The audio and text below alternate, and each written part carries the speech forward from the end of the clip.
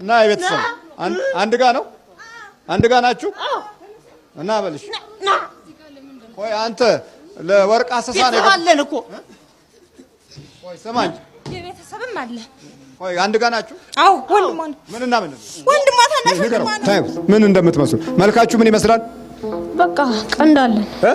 ቀንድ ፊልሙ ነው ስም ማዚያሪት ዜማስ ማን ነው? ዜማ ሲያሪት። መስገድ ስትጀምሩ የቀድሞ አመለኞች ጓደኞቻችሁ ከናንተ ይርቃሉ።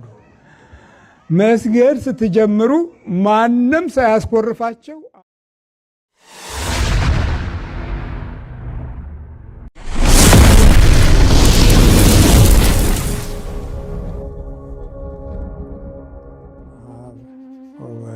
ወመንፈስ ቅዱስ አሐዱ አምላክ አሜን። ውድ የወንጌል ተማሪዎቻችን በልዑል እግዚአብሔር ሰላምታ እንደምን ሰነበታችሁ? እንደምን ከረማችሁ? የልዑል እግዚአብሔር በጎ ፈቃድ ሆኖ ለዚህ ሰዓት ያደረሰን አምላክ ክብር ምስጋና ይግባው። አሜን። ዛሬ ርዕሳችን የመበላላት ምስጢራት ይሆናል። የመበላላት ምስጢራት። መበላላት ማለት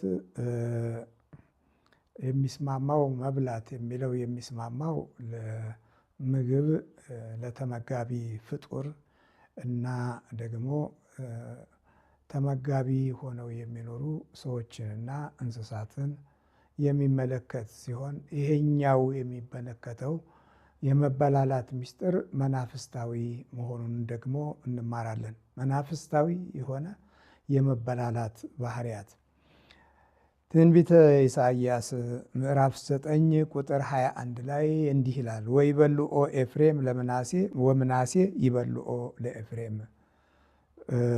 የሚገርም ነው። ምናሴ ኤፍሬምን፣ ኤፍሬምም ምናሴን ይበላል ይላል።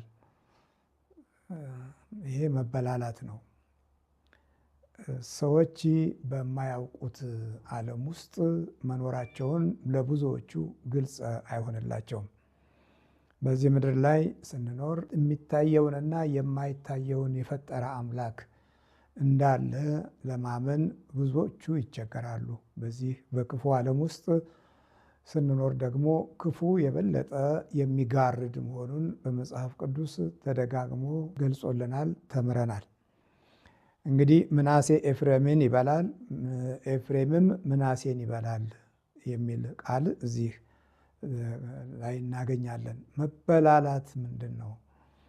በምን አይነት ሁኔታ ውስጥ ነው የምንበላለው? በስጋ እኛ በተፈጥሮ የምንበላው አለ። ግን በመንፈስ መበላትን ብዙዎቹ ግምት ውስጥ ስላላስገቡ ራሳቸውም ትውልዳቸውን ግራ በሚያጋባ መልኩ ጊዜን ዘመንን ሲፈጁና የእሳቦትን ጊዜ ከአንዱ ሲጠብቁ አቅጣጫውን ሲስት ተግባራዊ ዓለምን እንቅስቃሴ እና የህይወት ኑሮን እንዲሁም የእውቀት ፍለጋውን ጥበብ በንግግር መልኩ ሁሉ ያለውን ቁም ነገሮች ማሰስ ሲጀምሩ ግቡ የማይመታበት ምክንያት ምንድን ነው? ሰዎች እቅድ አውጥተው የእቅዳቸው ግማሽ ለምን ይጠፋል? ኑሮ ጀምረው ኑሯቸው ውስጥ ለምን ብዙ መከራና ችግር ይበዛል? በህይወትም ውስጥ የጤንነቱ ጉዳይ ላይ አንዳንድ ጊዜ ሳያመን ሀሳባችን ታማሚ ይሆናል፣ ቋንቋችንም ታማሚ ይሆናል፣ ባህሪያችንም ታማሚ ይሆናል። ስለዚህ እንዲህ አይነቱን የምንከላከልበትን እውነት የምንረዳው የዚህን ዓለም መንፈስ ገዥነቱንና አጥፊነቱን ለማወቅ ራሳችንን ስናዘጋጅ ነው። አለበለዛ የዚህ የመንፈሱን ዓለም ጉዳት ለማወቅ ማንፈልግ ከሆነ በባህሪያችን ውስጥ ተደብቆ ሁል ጊዜ ጥቃቱን እንደፈጸመብን ይሆናል። ታዲያ የመበላላት ምስጢር እነዚህ ሁለት ነገዶች ላይ ኢሳይያስ ተንብዮባቸዋል። ምናሴ ኤፍሬምን ይበላል፣ ኤፍሬምም ምናሴን ይበላል ይላል። በመንፈስ ነው የተበላሉት። የተወለዱበትን ታሪክ ዞር ብለን ስንመለከት ደግሞ በዘፍጥረት 41 ቁጥር 50 ላይ ለዮሴፍም የሄልዮት ከተማ ካህን የጶጥፌራ ልጅ አስናት የወለደችለት 2 ልጆች የራብ ዘመን ገና ሳይመጣ ተወለዱለት ይላል። ዮሴፍ የተወለዱለት ልጆች ናቸው። እነዚህ የተወለዱት በግብፅ ምድር ነው። እዚህ ደግሞ በትንቢተ ኢሳይያስ ላይ ሲበላሉ እናያለን። ታላቁ ምናሴ ነው፣ ታናሹ ደግሞ ኤፍሬም ነው። ኤፍሬምና ምናሴ የዮሴፍ ልጆች ናቸው። በእስራኤል ነገድ ውስጥ ኃላፊነትን፣ ስልጣንን፣ እድልን እንዲያገኙ ያዕቆብ ባርኳቸው መርቋቸዋል። ያዕቆብ ከመሞቱ በፊት የበረከትን ቃል ኪዳን ያገኙ ልጆች ናቸው። ግን በቆዩና በተባዙ ቁጥር መናፍስትን የመከላከል አቅም ሲያጡ ምናሴ ዘሩን ኤፍሬምን ይበላል፣ ኤፍሬም ዘሩን ምናሴን ይበላል። ውጊያ ውስጥ ገቡ ማለት ነው። የስጋም የመንፈስም ውጊያ። ከዚህ አንጻር መናፍስት ትልቅ ቦታ እንዳለውና ቤተሰባዊ ይዘት ውስጥ የተዘበራረቀ እና የተለያየ ችግሮች እንደሚፈጥር እንገነዘብበታለን ማለት ነው። እስቲ ታሪካቸው የዕብራይስጡ ምን ይላል? ሲወለድ በነበረበት ጊዜ ወይክራ ዮሴፍ ኤት ሸም አብኮር፣ የመጀመሪያ የበኩር ልጁን እንዲህ አለው፣ ምናሼ ኪ ናሸኒ ኤሎሂም ኤት ኮል አማሊ በኤት ኮል ቤት አቢ። የሚገርም ነው። እዚህ ጋር ምናሴ አለው። ምናሴ ማለት ምናሼ ማለት የአባቴን ቤትና መከራዬን አስረሳልኝ ሲል ማስረሻ አለው። ምናሴ ማለት በዕብራይስጥ አስረሳኝ፣ ማስረሻ ማለት ነው። ማስረሻ ግን ምን አለ? ወይክራ ዮሴፍ ኤት ሽሞ በአብኮር ምናሼ ኪ ናሸኒ ኤሎሂም ኤት ኮል አማሊ በኤት ኮል ቤተ አቢ። የአባቴን ቤትንና በግብፅ የደረሰብኝን መከራ አስረሳኝ፣ የመከራዬ ማስረሻ ማለት ነው። እንግዲህ እዚህ አማሊ ወይም አማል ማለት በዕብራይስጥ መከራ፣ ችግር፣ ስቃይ ማለት ነው። ስቃይን አስረሳኝ ያለው ግን በሱ አስታወሰው። አስቡ፣ በግብፅ ምድር ስለተወለደ በሱ አስታወሰው። ይሄ የበኩሩ ልጁ ስቃይን አስረሳ ነው ስሙ ማለት ነው። የአባቴን ቤት ማስረሳኝ ነው። እንግዲህ አያቸው፣ የአባቱንም ቤት ሲወለድ ረሳ። ልጁ የታሪክም የእምነትም የአካሄድም ማስረሻ ነው። የመከራም የችግርም የስቃይም ማስረሻ ነው። በዕለት ሳቦት ውስጥ ብቻ ኖሮ የሚኖርበት ኑሮ ነው ማስረሻ። እንግዲህ ይሄ የመጀመሪያው ልጅ ነው። በኤት ሸም አሸኒ ከራ ኤፍራይም ኪ ሂፕራኒ ኤሎሂም በአሬጽ ኦኒ ይላል። በአሬጽ ኦኒ በመከራ አገር፣ በስቃይ አገር፣ በመከራና በስቃይ አገር ልጅ አፈራሁ ማለት ነው። ይሄኛው አፈራሁ ነው። አፈራሁ ፍሬ፣ ፍሬም ማለት ፍሬ ማለት ነው። ልጅ አፈራሁ በምን? በስቃይ አገር፣ በድህነት አገር፣ በጉስቁልና አገር። ኦኒ ማለት መከራ ስቃይ ማለት ነው።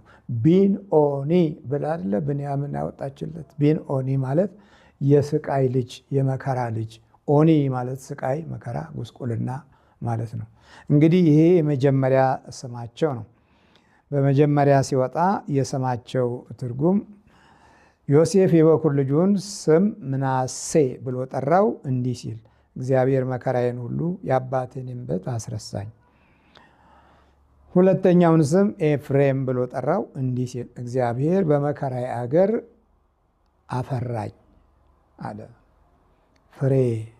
ፍሬ ብለን እናወጣ የለም እንደዛ ማለት ነው። እሱም ፍሬ፣ የመከራ አገር ፍሬ ማለት ነው። ይኛው ግን በሁለቱም መካከል መከራ እና ስቃይ አለ። ሕይወታቸው ጉልበት ሆኗል። በጸሎትና በአባቶቻቸው መንፈስ ሕይወታቸውን ካላደሱ መጠሪያቸው ውስጥ መከራ አለ።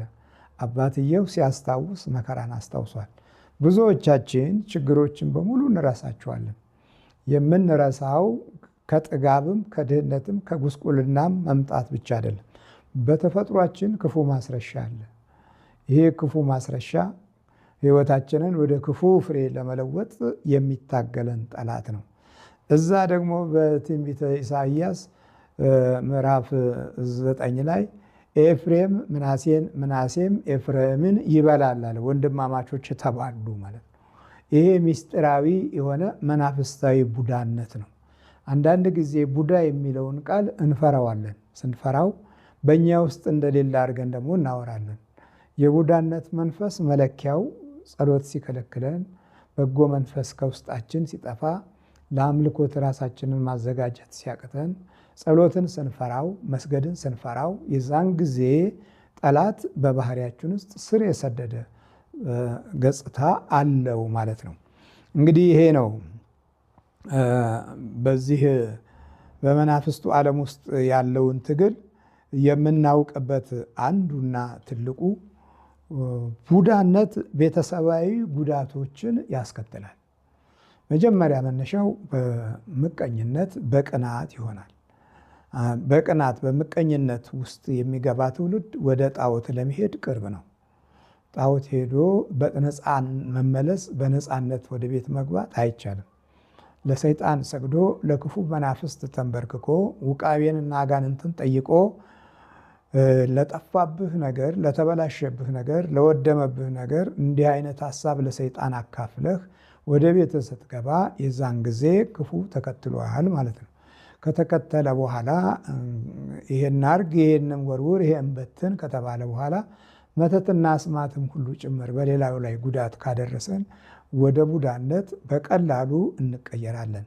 የእግዚአብሔርን ክብር፣ የእግዚአብሔርን ማዳን፣ የእግዚአብሔርን የመጠየቅ መልስ ትተን በፍጥነት የሚፈልሰውን ዲያብሎስንና ሰራዊቱን ስንከተል በዚህ ጊዜ ምቀኝነት በቀላሉ ይዘናል። የጣዖት መንፈስ አገባቡም ከዚሁ ጋር የተያያዘ ነው። በጎረቤቱም በመውጣትም በመግባትም በኑሮውም በገንዘቡም በሕይወቱም በስልጣኑም መቅናት ስንጀምር በምቀኝነት መንፈስ ውስጣችን የበለጠ ይዳብርና የቡዳነትን ተግባር እንፈጽማለን። እንዲህ አይነት ውድቀቶች ተሻሽለው መጥተው ደግሞ ኑሮ ውስጥ ቤተሰብ ውስጥ ዘልቆ ሲገባ የተለያየ አይነት ባህሪ ሕይወታችን ውስጥ እያበዛ ይመጣል። ከምቀኝነት አልፎ ተንኮልን፣ ቅናትን፣ እነዚህ ሁሉ የመገለጫዎቹ ባህሪያቶች ይሆናሉ። ከዛ ጣዖታዊ ጥበቦች ዕለት ዕለት ወራት፣ ጊዜያት፣ ዘመናት ጠብቀን መናፍስትን የምንጠራ በፈርስ የምንታጠብ አንዳንዴም በደም የምንታሽ በልዩ ልዩ እጽዋትም ሕይወታችን መታሸት ሲጀምር በሌላው ላይ ደንቃራ የሆነ የክፋት ጦስ አሳልፎ አዙሮ የመስጠት ባህሪያቶችም እየጸና ሲመጣ ቡዳነት ቀስ በቀስ አይናችንን በመቆጣጠር ልዩ የሆነ የመናፍስት ውርወራ እንጀምራለን። አይናችን ይወረውራል። ከልባችን፣ ከህሊናችን፣ ከአእምሯችን ዘልቆ አይንን መቆጣጠር ራሱን የቻለ ትልቅ ውድቀት እንደነበረ ከዚህ በፊት ተምረናል። ከዛ የቡዳነት ባህሪያቶች በሚከተሉት መንገድ ወደ ውስጣችን ይገባሉ። አንደኛ መንፈሳዊ ስንሆን መንፈሳዊ መናፍስቶች ውስጣችንን ይቆጣጠራሉ። በክርስትና ውስጥ ክርስትናን የለመደ አጋንንትና ሰይጣን ይይዘናል። ወደ ላይ ከፍ ስንል ለትምህርት ለእውቀት ብለን የምናስገባው ይሄ የአብሾ መናፍስትም ራሱን የቻለ ቡዳነትን ያጎናጽፋል።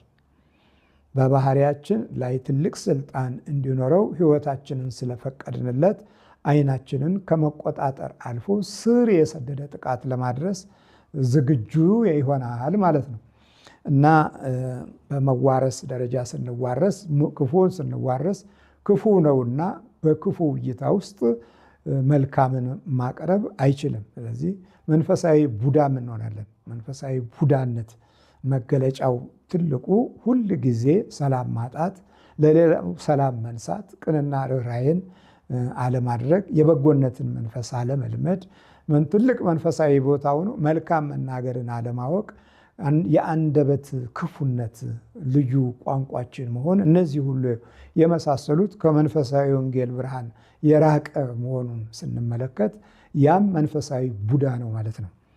መግባባትም፣ መዋደድም፣ መፋቀርም፣ መተሳሰብም ከውስጡ ሙልጭ ብሎ ሲወጣ ሁል ጊዜ ግልጽነቱ ለክፉ ይሆናል ማለት ነው።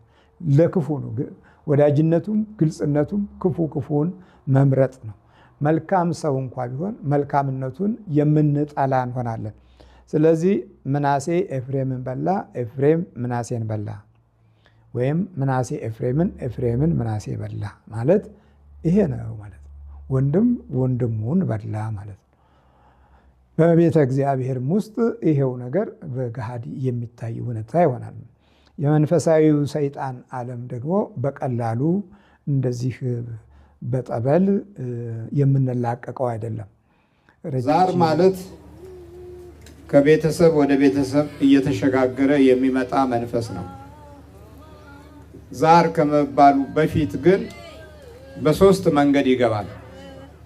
አንደኛው መንገድ አምልኮት በመስጠት ፈንዲሻ፣ እርጉፎ፣ ይሄ ምናምን የሚበተን ነገር ቡና በማፍላት የእናት አባቱ ቃቢ እየተባለ ሲለማመጡት የዛን ጊዜ ይገባል። ሁለተኛው መንገድ ጠንቋይ ቤት በመሄድ የመተታ ደፍተራ አስማተኛ ጋር በመሄድ የዛን ጊዜ ይሄን አድርግ፣ ይሄንን ብላ፣ ይሄን ውሰድ፣ ይሄንን ቅበር በሚባልበት ጊዜ ይገባል። ከገባ በኋላ አንዳንድ ልምዶችን ያከናውናል። ከልምዶቹ መሰረታዊ ጠባይ አንዱ አመሉን ሲፈልግ ነገርም ሊሆን ይችላል፣ ተንኮልም ሊሆን ይችላል፣ ክፋትም፣ ምቀኝነትም፣ ቅናትም ሊሆን ይችላል፣ ምግብም ሊሆን ይችላል። ሱስ ያደርጋል። ሱስ ከሱሶቹ አንዳንዶቹ ለምሳሌ ቡናን አፍልቶ ፈንዲሻ ዙሪያውን አድርጎ ቄጤማ ጎዝጉዞ እዛ ላይ ስሙ ሲጠራ ደስ ይለዋል።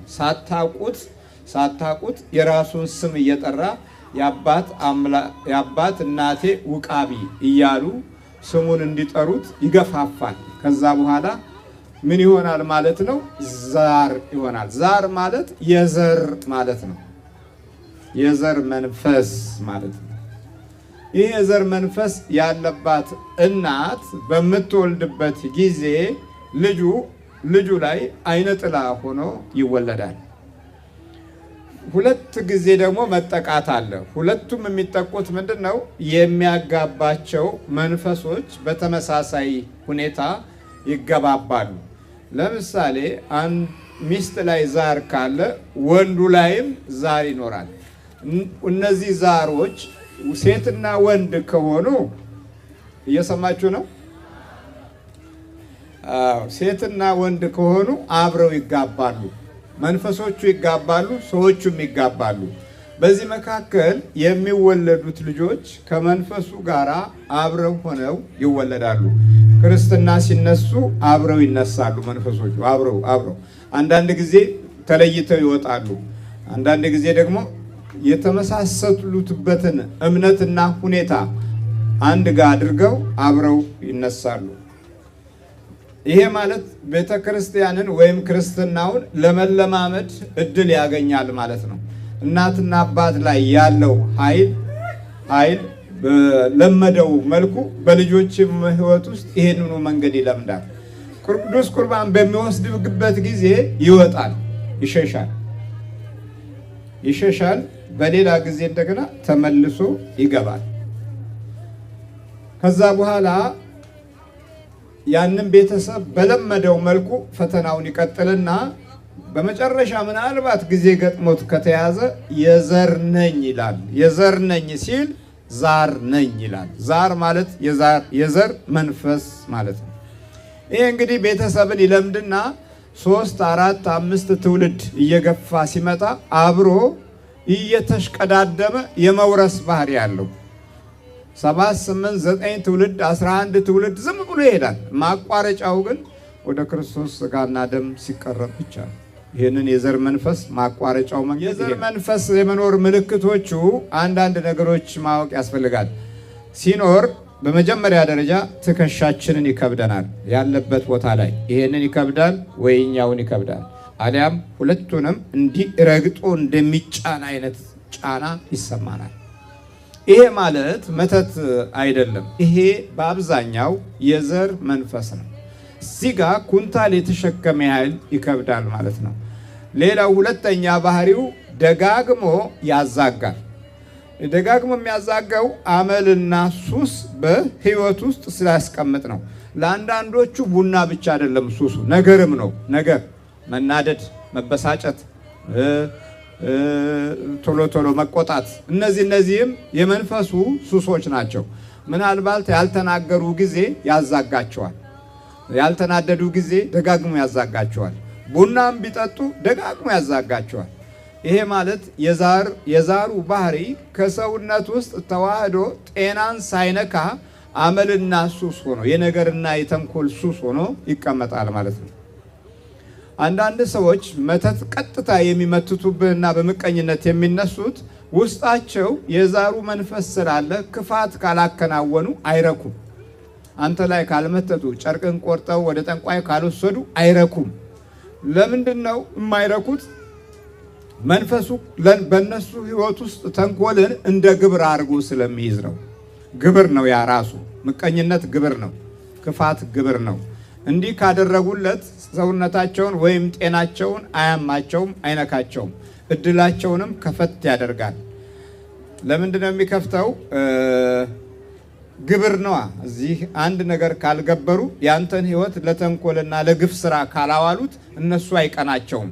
ስለዚህ በቀጥታ ያንተ ህይወት ላይ አደጋ ይሰነዝራሉ ማለት ነው። የዛር ልጆች ይሄንን ያደርጋሉ። ሌላው ደግሞ ይሄ የዛር መንፈስ አመልና ሱስ ለየት የሚያደርገው መብላት ነው። መብላት፣ ዝም ብሎ መጠቅጠቅ፣ መብላት የተስማማ ይመስልሃል፣ ግን የሚበላው ዛሩ ነው። ስለዚህ ጨጓራ የሚፈጭ ይመስልሃል፣ የሚፈጨው መንፈሱ ነው። ከውስጥ ስላለ መብላት፣ መጠጣት፣ ቁማር ማጫወት፣ ገንዘብ ማባከን፣ ገበያ ወጣችሁ በሰላም አለመመለስ፣ ገንዘቡን ጨርሳችሁ መመለስ፣ ቡራቡሬ ጨርቅ መግዛት፣ ቀያይ ምናምን ደም የሚመስል ነገር መግዛት፣ ቀይ መውደድ ወይም ደግሞ የተለየ ጥለት ያለው አካልን ሄዶ መግዛት ወይም ቀለሙ በጣም የደመቀ ነገርን መግዛት፣ እነዚህ የመሳሰሉት አለፈቃዳችሁ የዛሩ መንፈስ የሚያከናውነው ተግባር ነው። ይህ ወገን ታዲያ ከጾምና ከጸሎት በቀር አይወጣም። ወንዶችም ከሆኑ የበለጠ የሚፈትናቸው መንገዶች አሉት። ደክመው ባዶ ማድረግ፣ ቀኝ እጃቸውን መያዝ፣ እንዳይሰሩ አይናቸውን መያዝ፣ መጋረድ፣ ወደፊት የሚሄዱበትን አኳኋንና አኗኗር ማጨላለም፣ እነዚህ የዛሮች ምልክቶች ናቸው። ስለዚህ በዚህ አይነት ሁኔታ ነው የተጎዳ ነው እና ይሄ የዛር መንፈስ ምስጢራዊ ጠባያዎቹ ደግሞ የማድፈጥ ችሎታው እጅግ በጣም የረቀቀ ነው። ምስጢራዊ ባህሪያቶቹ እጅግ በጣም የተራቀቀ ባህሪያቶች አሉት። የመደበቅ ዋና መስመሩ ትከሻህና ግራና ቀኝ ትከሻህን ቢሆንም ግን ልብ ውስጥ ይደበቃል። ልብ ላይ ቁጭልና ልብህን ይበታትነዋል። አንዳንድ ጊዜ የተለያዩ ፍርሃቶች በውስጥህ እንዲነግሱ ያደርጋል። ለምሳሌ ሰው በዚህ በኩል የቆመ ይመስልሃል። እንዴ ስትል ምንም ሰው የለም። በጆሮ ያሾኮሹካል። ሲያሾኮሹክ አይገባህም። የሆነ በርሜል የሆነ ትልቅ ነገር የወደቀ ያስመስላል። ከሰማይ መብረቅ የወረደ ያስመስልብሃል። ቤት ውስጥ ደግሞ ይደበድባል፣ መዝጊያ ይመታል፣ ቆርቆሮ ያንኳኳል፣ ቤት ውስጥ ውሃ እንደሚፈስ አድርጎ ያሰማል። ተነስተ ስትሄድ ሌባ ገባ ብለህ ስትወጣ ምንም ነገር የለም። ይሄ ዛሮች በቤቱና በቤተሰብ ውስጥ የመኖሩ ምልክቶች ናቸው። ሌላው ከዛር ክፉ ጠባይ ገንዘብ ብታስቀምጥ የተደበቀበት ቦታ ሁሉ ያውቀዋል፣ ይወስደዋል። ለሰላቢና ለሟርተኛ አሳልፎ ይሰጥብሃል። ውስጥህ ሆኖ ደግሞ ይሰርዛል። ሂሳብህን ከውስጥ ያጠፈዋል። ለምሳሌ 500፣ 800፣ 900፣ 2000፣ 4000 ገንዘብ አለኝ እንበል። ያ አለኝ የምትለው ገንዘብ በምን መንገድ እንደሚጠፋና በምን መንገድ እንደሚሄድ ሳታቀው ከዚህ ውስጥ ቡጥጥ ያደርገዋል። ከዚህ ከህሊና ውስጥ ያጠፋዋል። ከህሊና ከጠፋ በኋላ ይወስደውና አንጣ ላለው ሰው ይሰጣል። ለላከብህ ሰው አሳልፎ ይሰጣል። የዛር መንፈስ በጣም አደገኛው ደግሞ ረዳት ይፈልጋል። ቡዳ፣ ሰላቢ፣ ሟርተኛ፣ አስማተኛ፣ ክፉ ሰዎች ጋራ ያገናኛል። አመለኞች ጋር፣ ሱሰኞች ጋር ያገናኛል። የሚገርም ነው። አይገርምም? ደህና ሰው ጋር እንዳትገናኝ ነው የሚጠነቀቀው። በጣም ጥንቃቄ ያደርጋል።